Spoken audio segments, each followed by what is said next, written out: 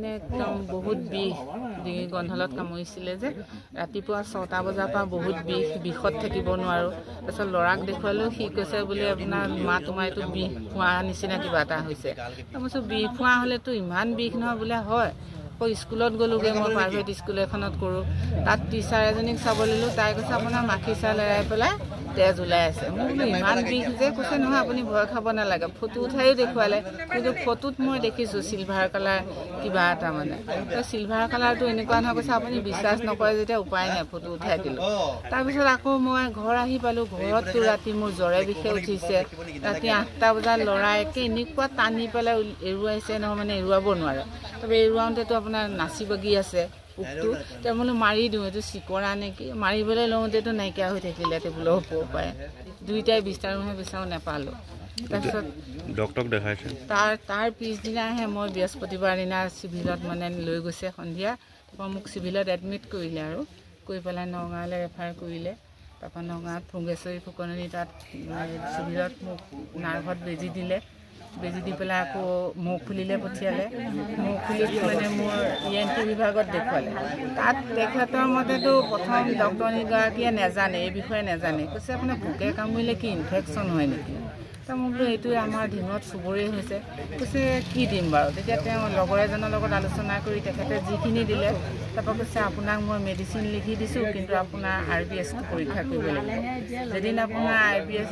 মানে চুগাৰ আছে তেতিয়াহ'লে মেডিচিনটো খালে মানে বাঢ়িহে যাব গতিকে আপুনি RBSটো পৰীক্ষা কৰক এতিয়া মই RBSটো পৰীক্ষা কৰিবলৈ দি থৈ আহিছোঁ এতিয়া আজি ৰিপৰ্টটো দিব তাৰপৰা ৰিপৰ্টটো দিয়াৰ পিছতহে মই মেডিচিন খোৱাৰ কথা ভাবিছোঁ কিন্তু মই মেডিচিনখিনি খোৱা নাই এতিয়া ইয়াত দেখুওৱা মতে এখেতসকলে কৈছে ধিং চিভিলত যিখিনি ট্ৰিটমেণ্ট লৈছে সেইখিনিয়ে চাফিচিয়েণ্ট কিন্তু এইখিনি আপুনি মুখ খুলিখিনি নাখালেও হ'ব এতিয়া মই বিপাঙত পৰিছোঁ কি খাম কি কৰিম মানে এতিয়া মৌখুলিখিনিতো মোৰ দিগদাৰ হ'ব ন তাতো দিছে কিনিবলৈ দিছে তাত আৰু এনে হস্পিটেলৰ পৰাও দিছে এতিয়া ধৰক বিষটো আছে আৰু জেগা হয় আমি আঠগাঁও বাহিৰাজৰ পৰা গম পাইছোঁ যে কিবা অচিন পোকে কামুৰিছে তাৰ ফলত মানুহবিলাক যোনখিনি জেগাত কামুৰিছে তাতে প্ৰচণ্ড বিষ অনুভৱ কৰিছে কিছুমান মানুহে জ্বৰতো ভুগিছে আৰু কিছুমান মানুহৰ মূৰ ঘূৰণি বা বমিও হৈছে তো এইবিলাক পেচেণ্টখিনি নৰ্মেলি ডিঙি এফাৰিঅ'ত আমি পাইছোঁ তো তাৰ ফালৰ পৰা এফাৰিঅ'ৰ ফালৰ পৰা আমাক এটা হেল্থ কেম্প কৰাৰ অনুমতি দিছে নিৰ্দেশ দিছে তো সেই মৰ্মে আজি আমি আহি আঠগাঁৱত হেল্থ কেম্পত আমি আহিছোঁ তো সেইমতে পেচেণ্টখিনিক আমি প্ৰাইমেৰী ট্ৰিটমেণ্ট পৰীক্ষা নিৰীক্ষা কৰাৰ পিছত প্ৰাইমেৰী যোনখিনি ট্ৰিটমেণ্ট দিব লাগে সেইখিনি আমি আজি দি আছোঁ আৰু বাকী বেছি সমস্যাত ভোগা বেছি জ্বৰ বা তেনেকুৱা বিষত আক্ৰান্ত হোৱা পেচেণ্টসকলক IDSP নগাঁৱলৈকে পঠাবৰ কাৰণে নিৰ্দেশ দিয়া হৈছে তো সেই মৰ্মে আমি কামবিলাক কৰি আছোঁ এই পোকটো চিনাক্ত হৈছে নেকি আপোনালোকৰ কিবা মানুহে লৈ আহি আছে পোকে কামোৰা জেগাত পোকটো লাগি থাকে তো আমি দেখা পাইছোঁ যে পোক কিছুমান মানুহে আকৌ লৈও আহিছে হেৰিত কৰি পেলাই তো তাৰ পৰা আমি গম পাইছোঁ যে পোকে কামুৰিছে নামটো পাইছে নেকি পোকটো শুনা পাই আছোঁ যে আমাৰ আঠগাঁও অঞ্চলত বোলে এই বনৰীয়া গাহৰি বা তেনেকুৱা বনৰীয়া জীৱ জন্তুৰ গাত পোকটো দেখা পোৱা গৈছে বুলি গম পাইছোঁ তো মানুহবিলাকে লৈ আহি আছে আৰু কমপ্লেইন কৰি আছে যে এনেকুৱা হৈ আছে বুলি এই বেমাৰটোৰ বিষয়ে কিবা নাম কিবা তেনেকুৱা বেমাৰটোৰ কাৰণে IDSP নগত চেম্পলবিলাক ব্লাড চেম্পল বা তেনেকুৱা টেষ্টবিলাক কৰা মানে সিহঁতে কৰিব আৰু তাৰ কাৰণে IDSP ডিপাৰ্টমেণ্টে লৈছে ব্যৱস্থা গ্ৰহণ কৰিছে তো তাৰ পিছতহে আমি গম পাব পাৰিম যে কি হৈছে প্ৰায় 10 দিনৰ ওপৰত 100ৰো অধিক মানুহ এতিয়ালৈকে এটা অচিন পোকে কামুৰিলে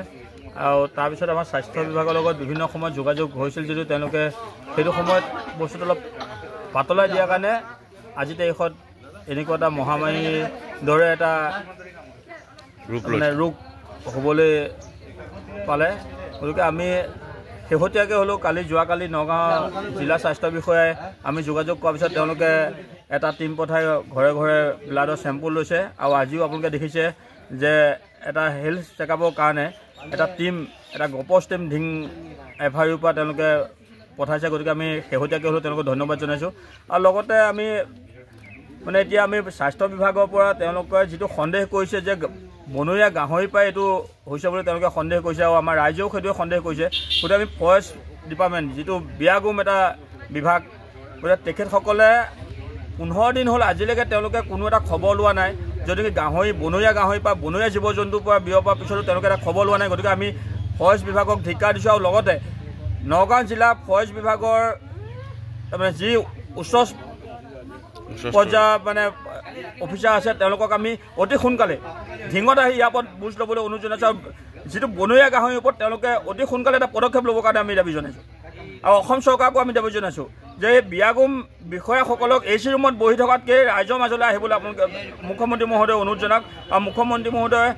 সদায় কৈ আছে যে শূন্য সহনশীলতাত কাম কৰিব লাগে আৰু সকলো বিষয়া কৰ্মচাৰীক ৰাইজৰ লগত থাকিবৰ কাৰণে তেওঁ জনাই আছে। গতিকে মুখ্যমন্ত্ৰী কথাকো কেৰেপ নকৰি তেওঁলোকে নিজা মতে যদি তেনেকৈ কৈ থাকে, গতিকে আমি ৰাইজৰ পেনৰ পৰা আমি মুখ্যমন্ত্ৰী মহোদয়ক ইয়াৰ ওপৰত বিহিত ব্যৱস্থা ল'বৰ কাৰণে আমি দাবী জনাইছোঁ। এতিয়ালৈকে কিমানজন লোকক অচিন পোকে প্ৰায় 100 মানুহক এতিয়ালৈকে আনগাঁৱতে প্ৰায় 100 মানুহক এই পোকে কামুৰিছে। আৰু এই পোকে কামোৰাৰ ফলত মানুহবিলাকৰ আপোনালোকে দেখিছে কিছুমানৰ চকু ফুলি গৈছে, বিষত থাকিব পৰা নাই, জ্বৰ হৈছে। গতিকে মানুহে ভয় খাইছে। কাৰণ তাৰ মাজতে এটা নিউজ ওলাইছে যে আপোনাৰ মৰিগাঁও বৰঙাবাৰীত চাম শইকীয়া নামৰ এজন মানুহৰ এটা পোকে কামুৰি মৃত্যু হৈছে বুলি এটা খবৰ ওলাইছে। তাৰপিছত মানুহখিনি বেছি ভয় খাইছে। গতিকে এইটো নিৰ্মূল কৰিব লাগে অতি সোনকালে আৰু বিভাগীয়ভাৱে যি পদক্ষেপ ল'ব লাগে সকলো পদক্ষেপ লৈ পেলাই আমাৰ ৰাইজক এটা সকাহ দিব লাগে। মানে কি মোৰ প্ৰথম